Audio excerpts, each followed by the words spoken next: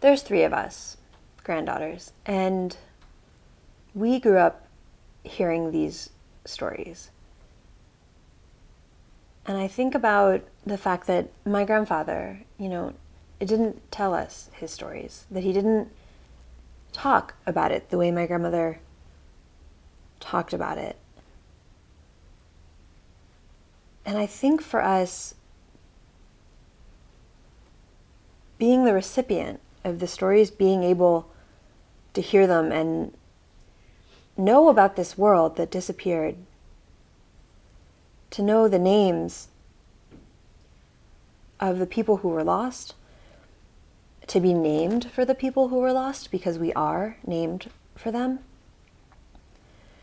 There's something really important in that, in the act of listening, in the act of receiving these stories.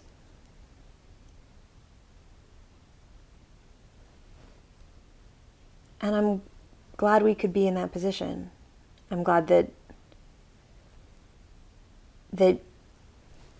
you know that there's someone else who knows these names and who knows the stories.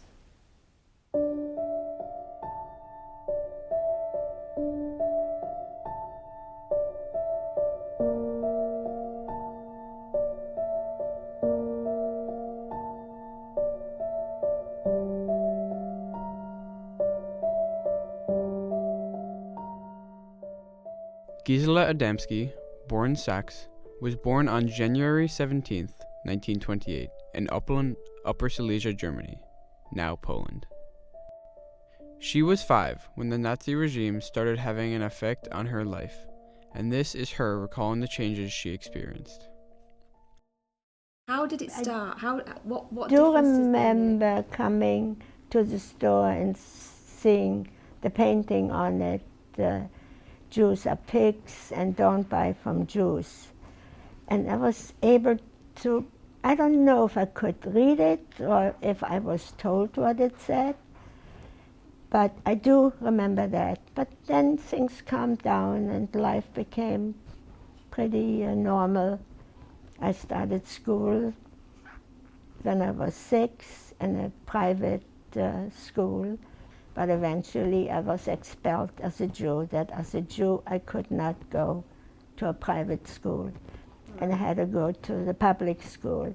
But before that happened, we got a new teacher and she was talking about the Aryan race, and she asked me to come in front of the class, pointed to me, that's what an Aryan looks like. She did not know I was Jewish. She found out later. In the part of Germany where Gisela lived, a minority protection law was in place until 1937.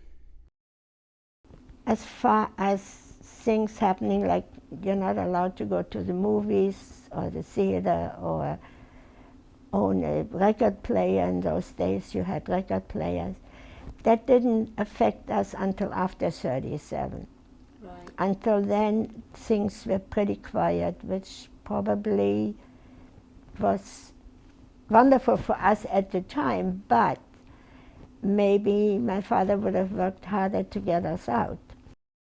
Her father had paperwork to go to the United States and China. Her father's partner was a passenger of the famous St. Louis that got denied access to Cuba and the United States. He survived in England, but many of the passengers were killed when they unwillingly returned. Gisela's father owned a butcher supply store with a partner. In early 1938, after her father's partner left, the store was sold.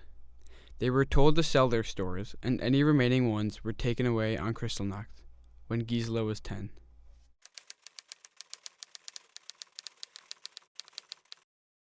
We already didn't have a radio, and You mean you'd already taken it away? no, we had to bring it to them. They didn't come and get it. We had to bring it to them. Radios, record players, bicycle. That was the worst part, the bicycle. I lived on that bicycle. In the morning of November 9th, I had my girlfriend screaming outside our apartment door, "The synagogue is burning, the synagogue is burning." I don't know what she was talking about. My parents heard that, but they still decided to send us to school. So when we got to school, the principal was standing in the door saying, "You cannot come in and you cannot come back. You're not allowed in the school anymore." I also went to the bank for the first time in my life by myself to take out some money, to the store just in case, to buy some food. And all of a sudden I was 10 years old and the big girl. I grew up that day. After Kristallnacht in 1941, Jewish people in Germany were forced to wear a yellow star on their clothes. We had to have the yellow star on the left side of our clothing, and somehow I went out. My mother never wanted to go out. If she did, she put her arm in front of it. But eventually she wouldn't go out. I did all the shopping and everything because she just was too embarrassed. And as a child, somehow it didn't bother me that much. After Kristallnacht, laws were made that did not allow Jewish children to go to German schools. The religious teacher became the teacher for the Jewish children in Upland. In 1942, Jewish children were no longer allowed to go to any type of school. Gisela was 14. Food was rationed for both the Germans and the Jews. However, the Jews were only allowed to go shopping on certain days late in the afternoon, after most, if not all, of the food was already gone. Some of the relationships between Gisela's family and other non-Jewish people deteriorated very quickly, while others did not. German friends of Polish origin were noted to have stuck by them throughout. I would say that most of them were in agreement with Hitler. You would? Yeah, definitely. Right. And the ones that wanted to help did so. Yes, they were in danger. Obviously So not were as the much, Polish yeah. people that helped, and Yeah. the Danish people helped. Yeah. And so I wouldn't say that they were in danger. They didn't do it because they were in danger. They could, there are ways of doing things. Yeah. We had people that helped. If I have to describe Gisela in one word, I would just say courage. And she's been really courageous in what she's done. Why has she survived and others haven't? That question is asked all the time. And, I think part of it is strength and fortitude, part of it is luck, part of it is circumstance, it's chance, who knows. But I prefer to think of her survival as a tribute to her character. Gisela's father had been awarded the Iron Cross in World War I, which helped the family by sending them to a ghetto called Theresienstadt on April 21st, 1943. It was a transit camp for Jews before being taken to another camp, such as Auschwitz or Treblinka. Gisela and her mother were there for 18 months. Her father was there for 17 months. The conditions in Theresienstadt were terrible. It was crowded and dirty, and there was little food. Various infectious diseases were common. When we arrived in Theresienstadt, we were told to leave the train, and we took some luggage with us, but I guess something was left behind. My father went back into the train, or they pulled him out and beat him up and set the German shepherd on him, who tore his clothes. I don't remember him really biting him, but they did bite people. When my mother saw that, she collapsed and had a stroke, but we didn't know that. She was taken away, and we weren't allowed to go with her. We didn't know for quite a few weeks where she was, if she was even alive or dead. A census was taken in November 1943 when Gisela was 15. We were all chased out of the ghetto. I mean, they made everybody, if you could walk or didn't walk, you went out. And we were in an open field. Now there were thousands and thousands of people there. We were standing there from early in the morning until late at night. And they were walking through the lines, making believe they were counting. It didn't look like they did, but we also could hear shooting. And there were planes circling overhead. We thought for sure they're going to kill us. They had us all in one place. Yeah. Somehow at night, late at night, maybe 10, 11 o'clock, they let us go home. Now here we were standing for at least 12 hours, if not longer. Couldn't sit down, we were not allowed to sit down, couldn't go to the bathroom, you know, no food, no water, no anything. Why they did that? In the freezing To this cold. day, yeah, to this day, I don't know. And then well, my father first, after 17 months, was taken away. We were told the men were taken to Hamburg to rebuild the city because it had been bombed by the English. And of course it wasn't true. He was taken to Auschwitz, that I found out later, and from Auschwitz to Dachau, Kaufering, and that was a satellite camp adjoining Dachau. And he was killed December 24th, 1944. In October 1944, Gisela's mother was sent away on a transport. After convincing a Jewish leader of the ghetto to switch places with another girl whose mother was still in the camp, Gisela went with her mother. So did you know you were going to Auschwitz? No. You had no idea? No where you were idea. going. They You just told wanted us to be- we would join the men in Hamburg. Oh, really? So I was Completely looking forward to see my father until I was settled in the train and looked around and saw on the wall, arrived in Auschwitz, somebody had written, arrived in Auschwitz, and the date when they arrived in Auschwitz, and I knew that was the transport before us. Conditions on the train to Auschwitz were incredibly horrible. They were put into what were essentially cattle cars with no windows or toilets. They rode for 2 nights and a day with nothing to eat or drink. Gisela was 16. When we arrived, we could see through a little window Auschwitz-Birkenau, and next to it Arbeit macht frei, which means work makes you free. What were your first recollection when you got off the train? Mayhem. Just plain mayhem. The doors were open, all of a sudden, you sit in the dark for so long.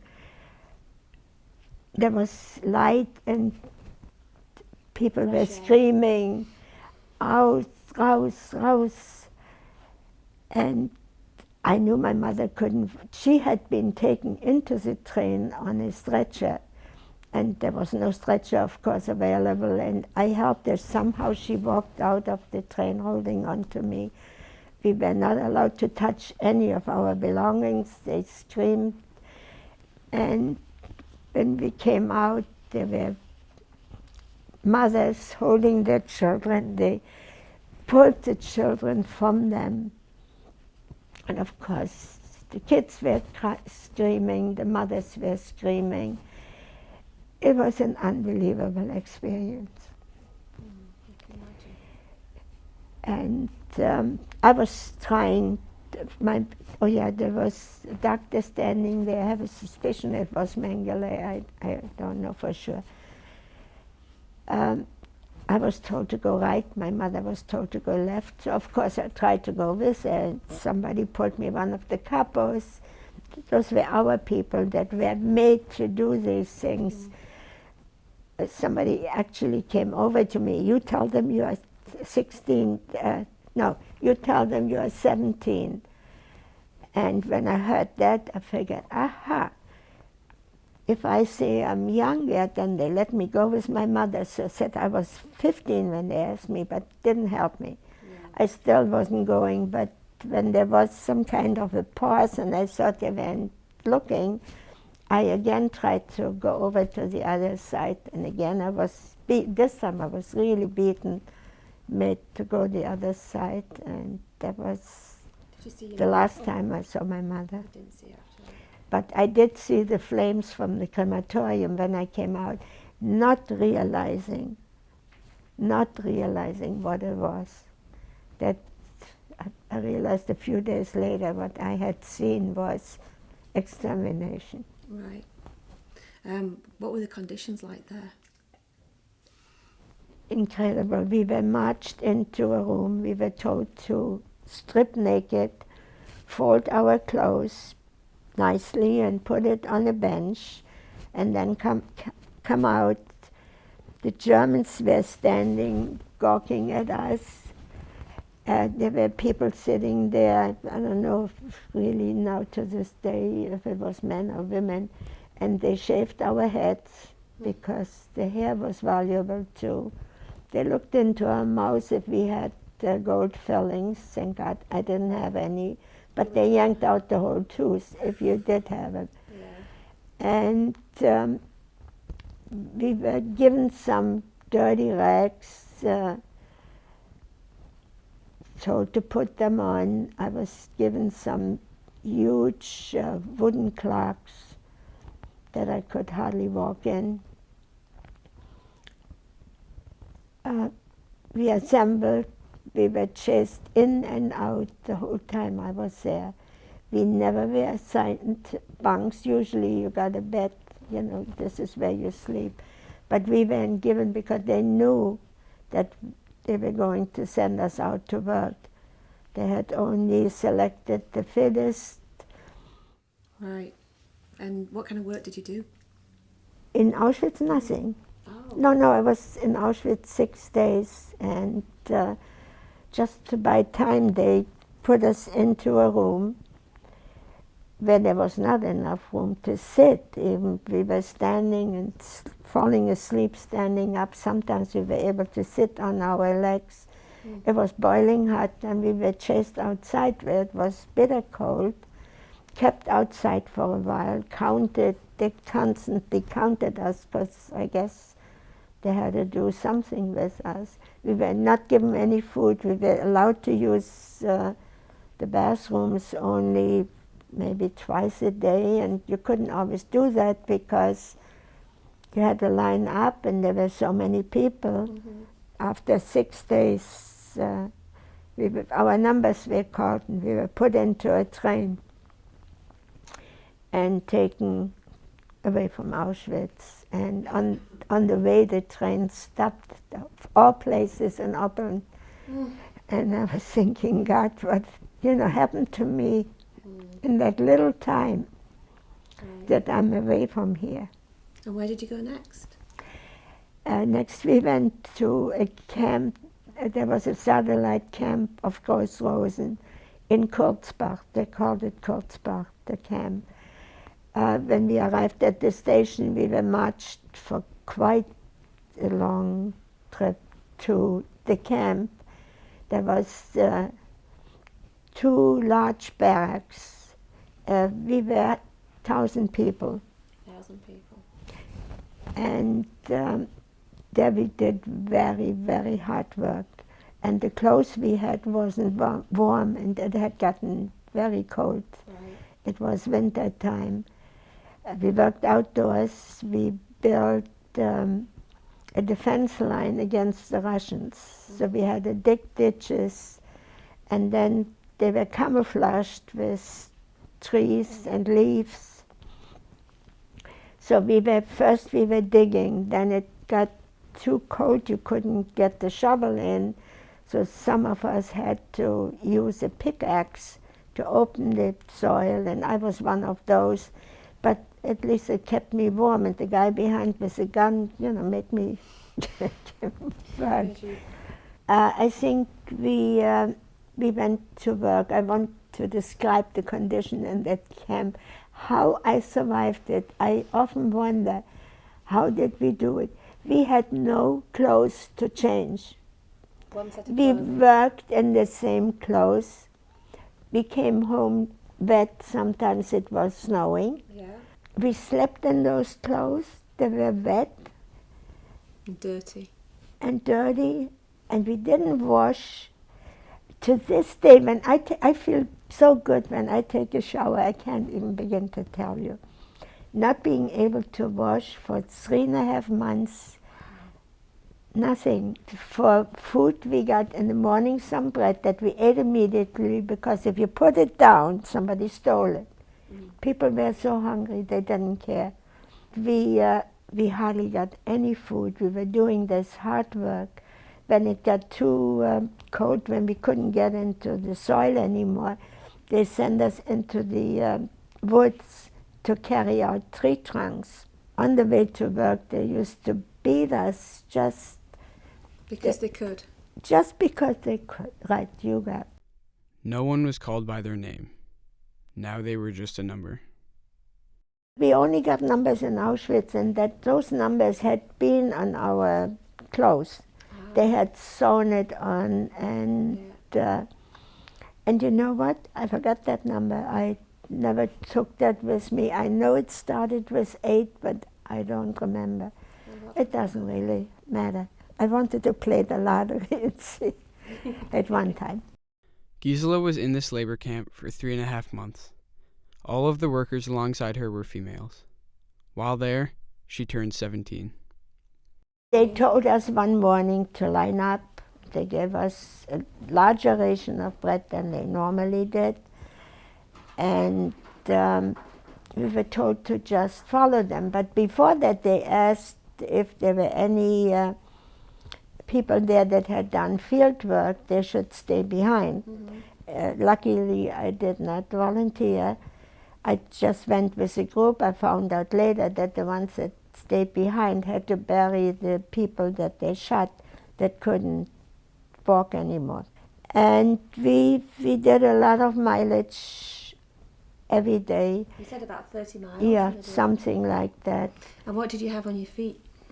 I had my wooden clogs, and they were rubbing, and to me it didn't even occur to me to run away on that march. But they had people in front and in the back, so there was no way. And what happened if you were too weak to walk anymore? Too weak, then they shot you. And I tried that on the 4th day. I just couldn't make it anymore. I lay down on the ground, but 2 girls picked me up, and I kept going. And then on the 5th day, as we were lining up to be counted, a Polish man walked over to us. He said, "Don't go with them, don't go there, go hide. The Germans are really not counting, they just make believe. They're running for their lives, the Russians are close behind." So how did you manage to escape without them seeing you? They didn't even watch. They were so preoccupied. They were busy counting, and we went the other way, the 3 of us. And he said, "Hide and don't come out." I mean, we went into a barn, covered ourselves with straw, and remained there until the next morning, when we smelled smoke. They had set timers, and the whole compound started burning. So we came out, and we saw 42 other girls from our camp. That same man had saved 45 people that day. Wow. So he'd gone round to lots of different So people. we were talking before about people, being able to help. Here was a man that he could have gotten in trouble if they would have seen him talk to us. But he did, and I don't know who he was. They survived by scavenging for food in abandoned German homes and melting snow for water. We were there after 3 days. The Russian army came in, and we greeted them. We knew they were coming. I don't know how we knew, but we went out on the road and greeted them coming in. And that same night, the Russians broke into the compound where we were and raped a few girls. So now we were afraid. Right. And Was that the first time you'd come across that? yeah, None of the German soldiers had no. done that? And unfortunately, I was one of them. So they raped seven women that night. Right. I didn't even, I slept so soundly, I never heard them coming. The Russian commandant told the girls that there was a war going on and that he could not keep them safe unless they came to the hospital. So the ones that could walk left behind the others because he had said he's going to send a truck to pick them up, and those people really needed hospital care. Yeah. But we found out later that he never did that. We got to the hospital, and instead of getting care, they put us to work immediately. How did you hear that the war had ended? Oh, the Russians, I mean, they were drinking and screaming, and it was just wonderful. The war is over. Now I thought I'm going back home, and my father is going to be alive. But when I came back home, Open had changed. By now it was Polish, which in a way was good because I'd sworn I will never set foot in Germany again because the earth is soaked with blood there and I'm not going there. The Polish army and the Russian command came in, and they came to that part of town where we were because the army barracks were there. So we befriended some Jewish soldiers, and they asked us to cook for them. They did ask if we knew how, but we said yes. And you quickly learned how to cook. We learned how to cook. A few months later, in August 1945, Gisela met her husband, Severin Adamski, who was a lieutenant in the army. They were married in October. She was 17. You know, I think I have one answer to why she survived as her granddaughter and one as someone who studies this. When I teach about the Holocaust, one of the things I always say to my students is, if we hold those who survived responsible for surviving, we somehow hold those who perished responsible for perishing. That if my grandma did something or was something that allowed her to survive, it means that the people who didn't survive were something else or were somehow less. And so in that way, I can't believe that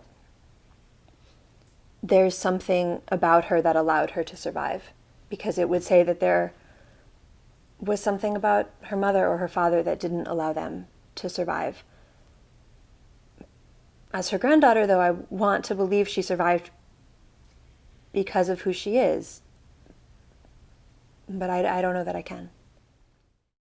With her new husband, she wrote to 2 foreign addresses of relatives of her parents.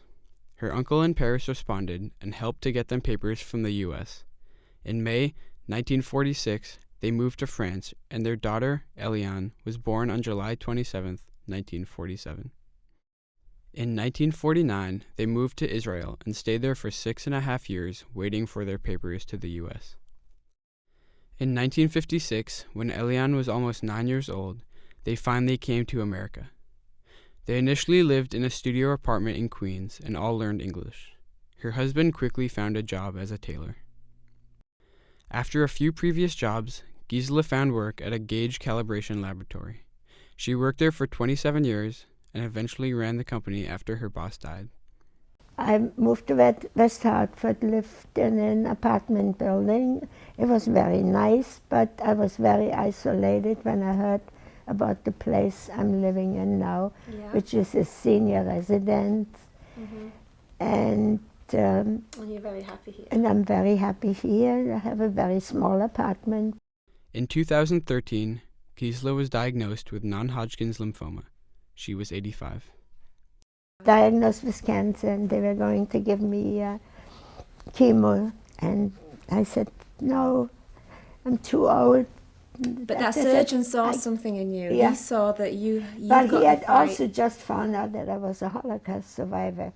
So he said, if you could survive that, you'll be a fighter. And here I am.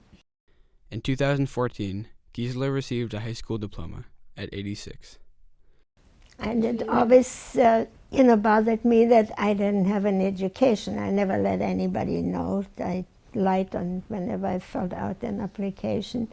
I went to high school, yes. I mean, let them check, Mm-hmm. And that bothered me until just recently I got a high school diploma. Gisela had her best presentation experience at the Hartford Public High School Academy of Government and Law after speaking to the graduating class there. A few days later, the teacher called me, did you ever graduate high school? I said, no, I never even went to high school because I had to leave school at 14. We weren't allowed to go to school anymore. She said, how would you like to graduate with the class? The kids want you to graduate with them. And I said, sure. So I did get an honorary high school diploma. Yay! Now I can get a good job. Gisela has one daughter, Eliane, and 3 granddaughters, Danielle, Shiri, and Jessie. The oldest is a math teacher in Philadelphia. What's her name? And her name is Daniela. Mm-hmm. The middle one is Shiri Bess, and she works at the Museum of Jewish Heritage. Mm-hmm.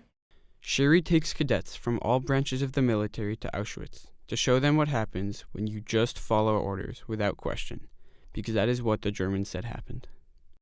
And the little one moved to San Francisco and works for Yahoo.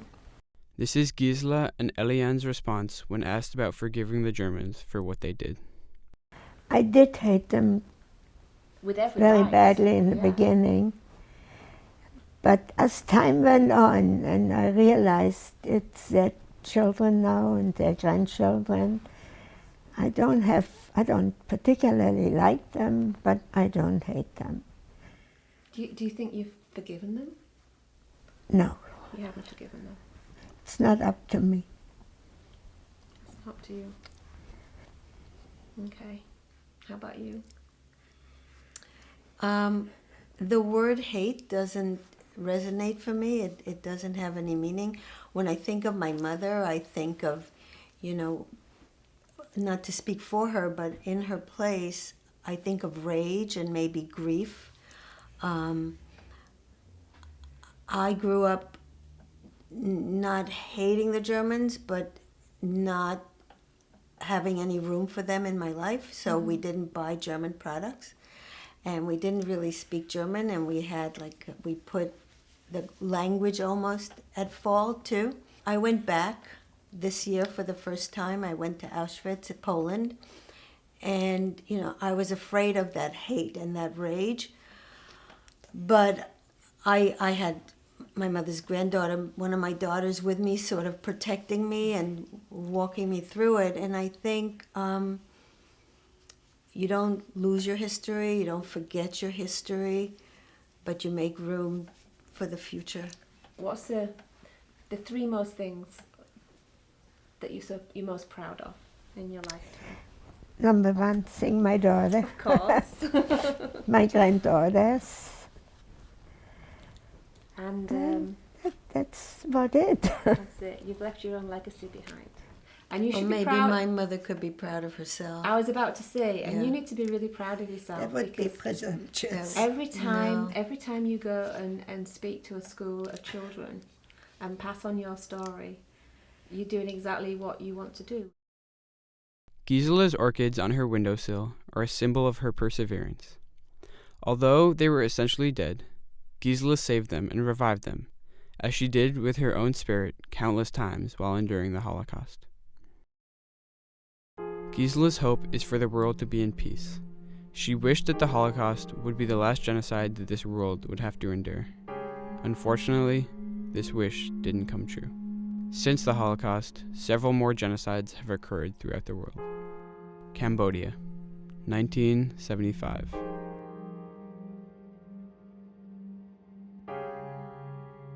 Rwanda, 1990.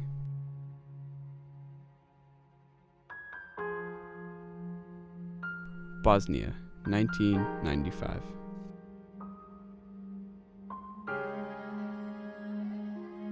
Darfur, 2003.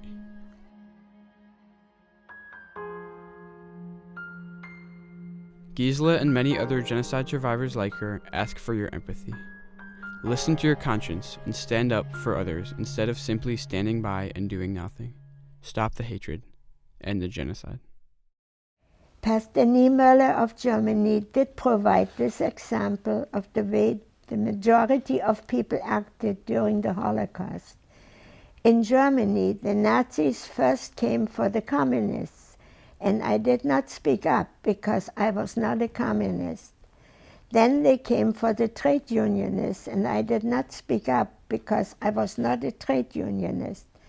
Then they came for the Jews, and I did not speak up because I was not a Jew.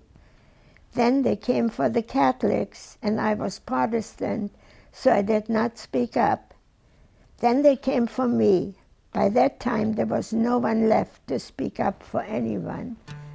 We should all take care of our brothers, take care of everybody, and not let things like that ever happen again.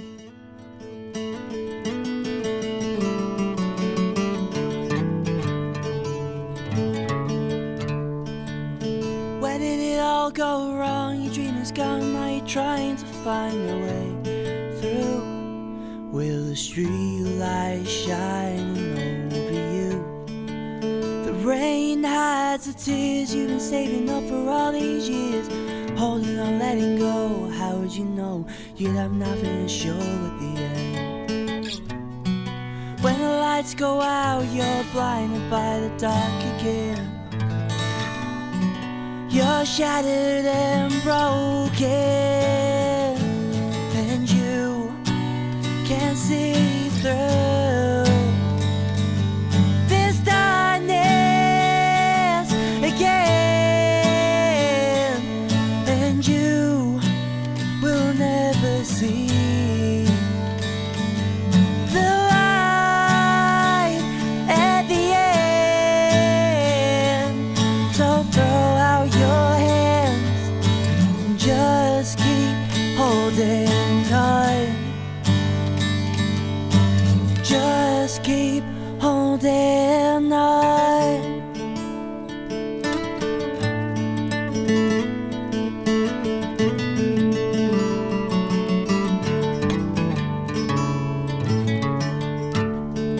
When your world comes crashing in and there ain't no more to cry for, your dreams have hit the floor.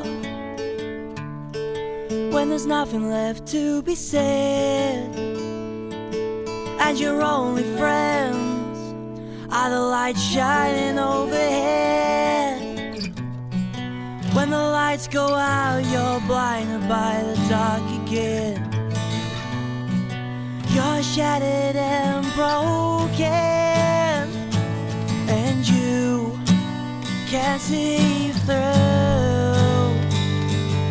this darkness again, and you will never see the light at the end. So throw out your hands and just keep holding